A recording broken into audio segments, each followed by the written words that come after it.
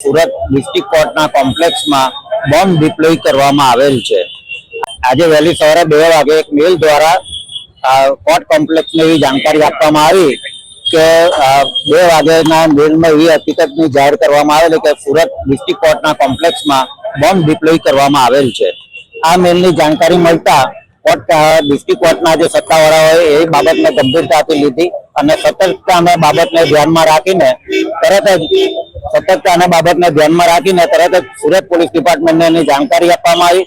Surat police department દ્વારા પણ એ બાબતને ગંભીરતાથી ધ્યાનમાં લેવામાં આવી અને સુરત ડિસ્ટ્રિક્ટ કોર્ટમાં જે આવતા લોકોના તથા સુરત ડિસ્ટ્રિક્ટ કોર્ટમાં કામ કરતા બધાની સલામતીને ધ્યાનમાં રાખીને તુરંત જ સુરત પોલીસ દ્વારા અત્યારે એની તપાસની કામગીરી ચાલુ છે।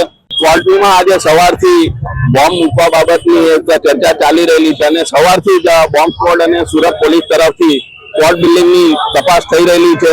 ડિસ્ટ્રિક્ટ જજ સાહેબ તરફથી પણ એવી સૂચના આપવામાં આવી છે કે તમામ વકીલો, પક્ષકાર અને કોર્ટ સ્ટાફ બપોરના 1 વાગ્યા સુધી કોર્ટ બિલ્ડિંગમાં પ્રવેશ નહીં લે એવી વિનંતી કરવામાં આવી છે।